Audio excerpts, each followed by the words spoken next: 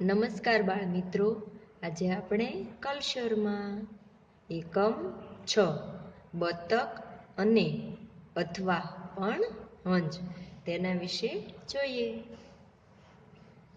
ઊંચા ઊંચા ડુંગર ચડશું, ઊંડી ઊંડી ખીણ ઉતરશું, વહેતા જળમાં નાશું તરશું, હરિયાળીમાં હરશું ફરશું, પંખી સાથે કલરવ કરશું, મીઠા તડકે અમે મલકશું, રેશમિયા રેતીમાં ઢળશું, મોજાને મસ્તીથી મળશું. આ ચિત્ર શાનું છે કહો? તમે તેને ઓળખો છો? આ ચિત્ર વિશેની વાર્તા તમને ખબર છે? શિક્ષક પાસેથી જાણો. આ ચિત્ર તમે જોઈ શકો છો અને તમે ખાસ નિરીક્ષણથી જુઓ. માણસો, હાથી, શું દેખાય છે તમને? પછી તેની વાર્તા સાંભળવાની છે. હવે આગળ જોઈએ. મોટેથી વાંચો. એક બતકીએ એક સુરક્ષિત જગ્યાએ 4 ઈંડા મૂક્યા. તે ઈંડા પર બેસતી અને બચ્ચા બહાર આવવાની રાહ જોતી.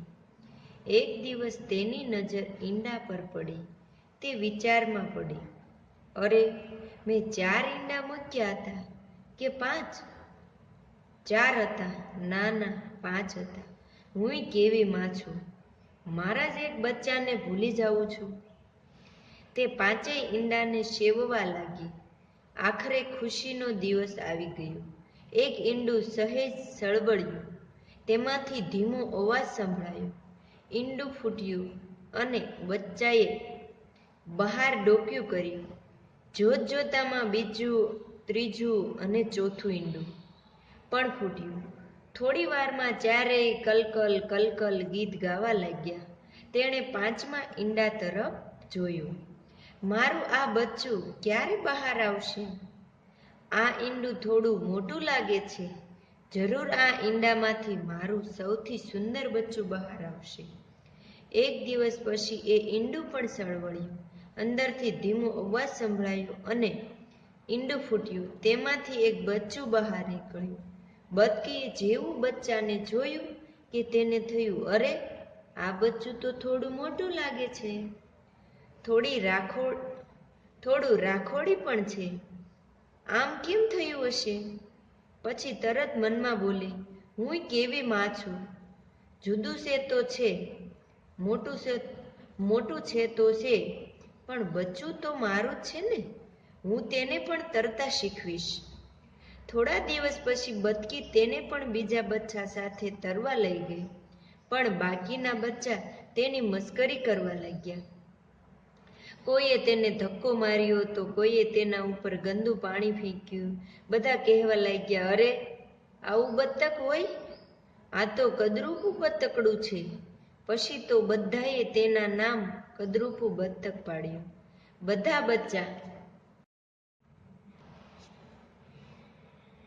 કહેવા લાગ્યા, માં, અમે આ કદરૂપા બતક સાથે નહીં રમીએ, અમે તેની સાથે નહીં તરીએ. માતા બતકે તેમને સમજાવવા, બચ્ચાઓ, તમારી જેમ આ પણ મારું સંતાન છે. તમે તેને આ રીતે છોડી દેશો તો કેમ ચાલશે? પણ કોઈ માન્યું નહીં. આ જોઈ બતકી ખૂબ દુઃખી થઈ. કદરૂપું બતક પણ ખૂબ દુઃખી થતું હતું. એક દિવસ તેણે ઘર છોડી ક્યાંક બીજે ચાલ્યા જવાનો નિર્ણય કર્યો. તે ગયું એક સરોવરથી બીજા સરોવર અને બીજા સરોવરથી ત્રીજા સરોવર. ત્યાં તેણે મરઘીનું ટોળું જોયું. તેણે કહ્યું, કેમ છો બધા? વૃદ્ધ મરઘી બોલી, તું કોણ? બતક બોલ્યું, હું બતકડું છું. જુવાન મરઘો બોલ્યો, તું કોણ? બતક કહે, હું બતકડું.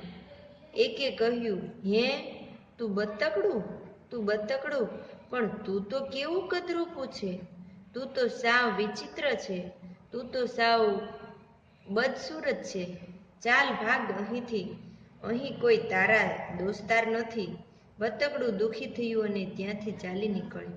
પછી તે જ્યાં જ્યાં ગયું અને તેણે જેને જેને કહ્યું કે હું બતકડું છું, તે બધાએ તેને હે બતક આવું હોય, તું તો સાવ ગદરૂપું છે એવું કહ્યું. બતકડું સાવ નિરાશ થઈ જતું.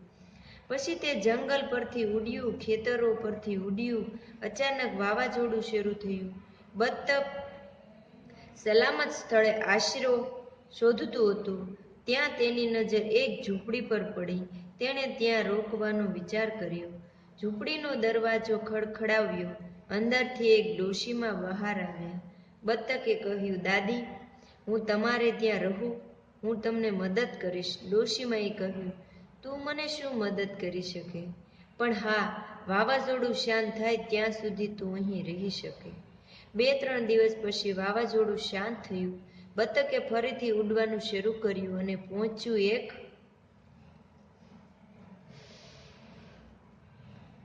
સુંદર સરોવર પાસે. ત્યાં કેટલાક હંસ પરિવારો રહેતા હતા.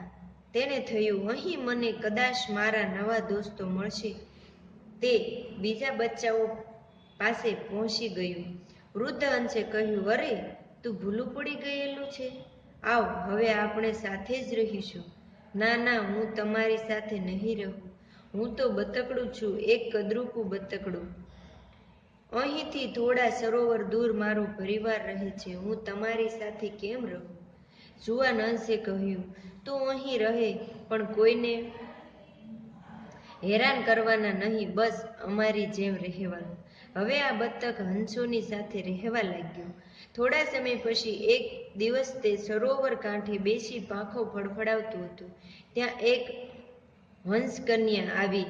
તેણે કહ્યું, તું ખૂબ સુંદર છે, તું મારો મિત્ર બનીશ. બતકડું બોલ્યું, તું મારી મજાક કરે છે. બધા મને કદરૂપું કહે છે. તેને પોતાની જાત પર શરમ આવી અને તેણે માથું નીચું કરી લીધું. હંસકન્યાએ કહ્યું, તું પાણીમાં તારું પ્રતિબિંબ ધ્યાનથી જો, તને ખબર પડશે કે આપણે બંને સરખા છીએ.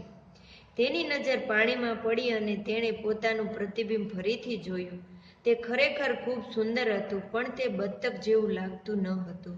તે તો એક રાજહંસ હતો, એક સુંદર યુવાન રાજહંસ. હવે તેને સમજાયું તેને બધા કદરૂપું બતક કેમ કહેતા હતા.